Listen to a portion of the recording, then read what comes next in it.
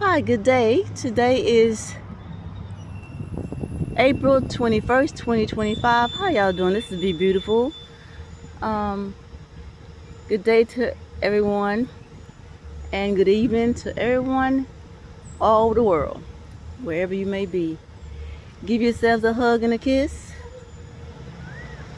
Open your arms and extend it to us in this digital world, and extend some of that love out to me too.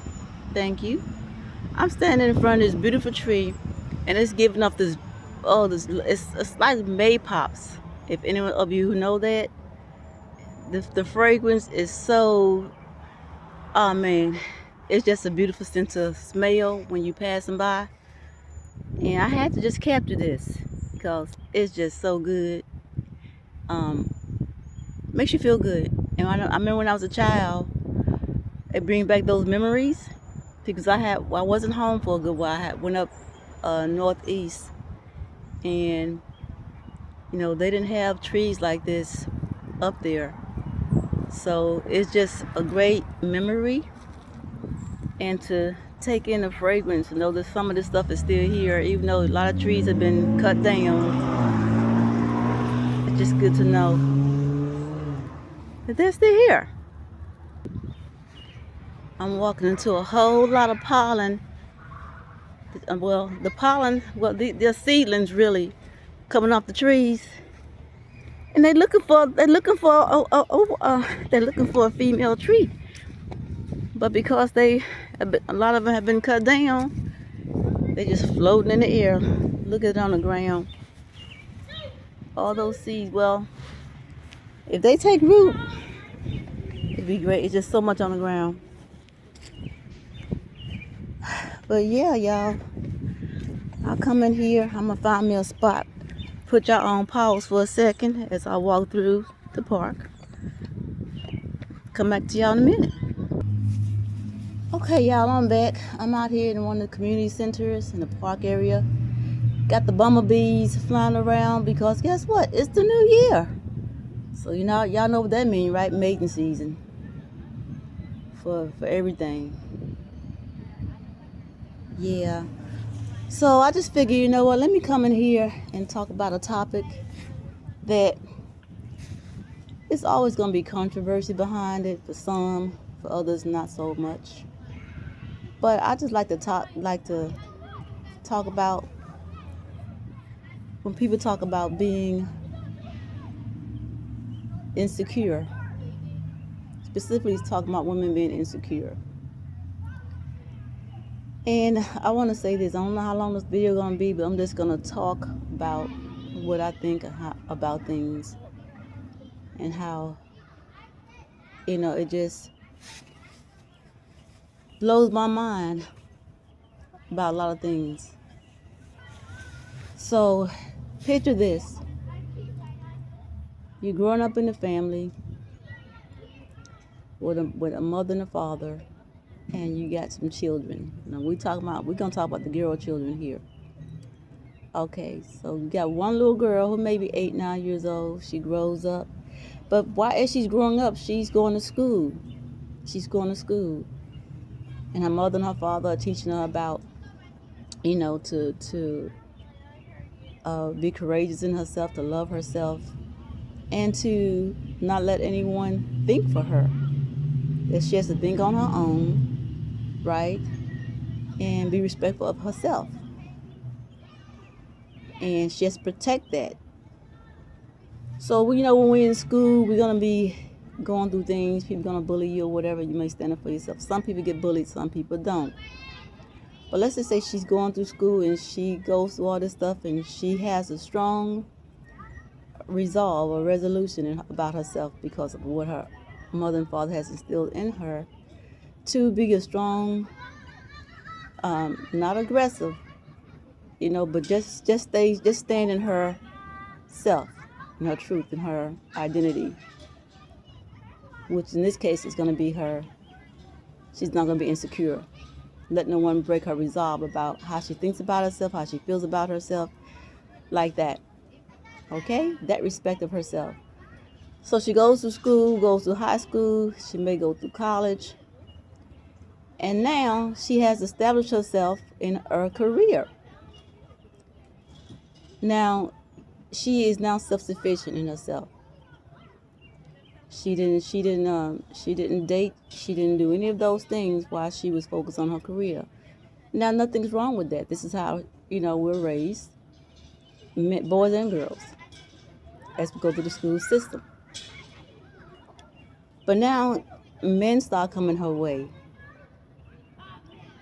And I'm not going to say that she's from a Christian family or Muslim family or any religious family, but she do have a respect for the invisible, unseen world. People want to call it God. I'm not calling it God. I'm just going to say the unseen world. And she has respect for that too. So as men come her way and she begins to date, she come across a young man that she likes, and he likes her. And as they're dating, there's certain things that he notices about her that kind of bother him. And that bothersomness is that she has a mind of her own. Okay? She kind of thinks for herself. Or she thinks for herself. And now he may come from a background. Let's say he comes from a Christian background. And that's not really for women to do. They're taught that men are supposed to lead them. So now, because she likes him so much, as time goes on and as they talk, he's breaking down her security of herself. So now, in essence, what she's been told to is, don't be secure in yourself. Turn over your security to me. I will be your security. I will be your mind. I will be your thoughts. I will be your protector. All these things I will be for you. So now, with some hesitation throughout the relationship, she starts to feel like, a little bit unsure of herself. Like her thoughts, like if she introduces a thought to him or something like that, he may think about it, but then he may let her know, well, no, that's not the best way to do it. We'll do it this way. And let's just say he keeps chipping away at the things that she likes or her ideas. And she now is broken down to she no longer has her identity. Now her identity is his, and they get married. Now, as they get married, they're happy for a little while, but everything that she was taught is now wearing on her, because she seems to, whatever she wants to do, she thought she would be okay with it. She's not, because she's not happy. Because what she has now done is allow someone to think for her, tell her what to do. So when someone really tells you what to do, they're actually telling you how to feel and how to see things. So the way she saw things and the way the strength in herself, how she viewed them, and now they felt like, well, maybe she's now thinking, well, maybe they were wrong. But at the same time, she knows they're not wrong. She's not happy. So the story I'm telling is about this. When men are telling women, some men, let's not, because we know people gonna blow up if you generalize. When some men tell women, you know what, you have to be secure in yourself. Well, when they're secure in themselves, and then they come across you break them down. To where now, that security is no longer there. Because now they have lost themselves in you.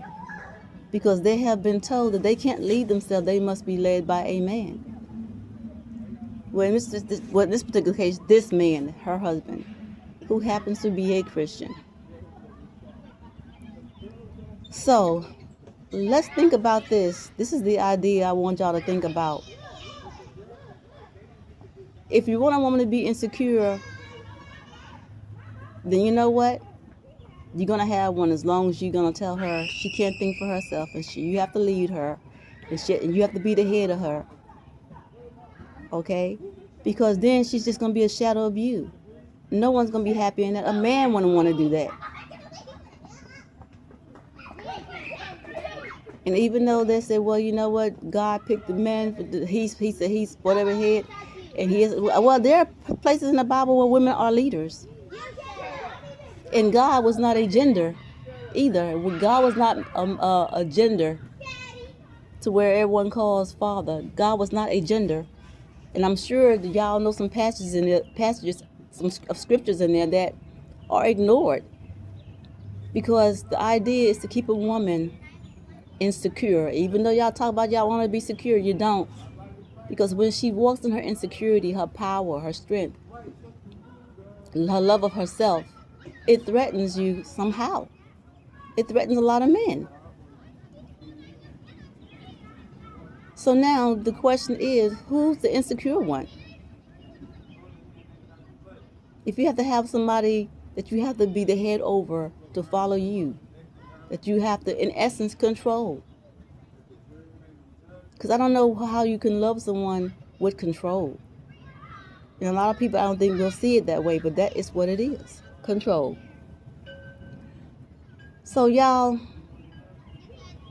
the woman is miserable, and it's going to end. It ended in divorce because the only thing that man has led her to, that he has led her to, was resentment. He led her to be resentful of him because he did not allow her to be her. Because apparently the stage has been set to where a man and woman cannot be leaders and still be one. So when you all talk about y'all equally yoked, think about that, because equally yoked to me has no head and no tail. There's no one who's the tail. And if you need somebody to be the tail, that means that you, to me, have a problem with your ego. That you have to work on your security. And this is not an attack. It's just an observation that of mine, and we just analyzing stuff here, and we just need to rethink some things. That's all this is about. It's not attacking anybody. So, if y'all understand that, and if we could have more open discussions about some of the things that we have been taught, it'd be great. And with that said, don't come for me, y'all. Don't beat me up, because I ain't coming to beat y'all up. We just have to start being open and honest with what we've been taught. And some things may have been misplaced. A lot of things are misplaced.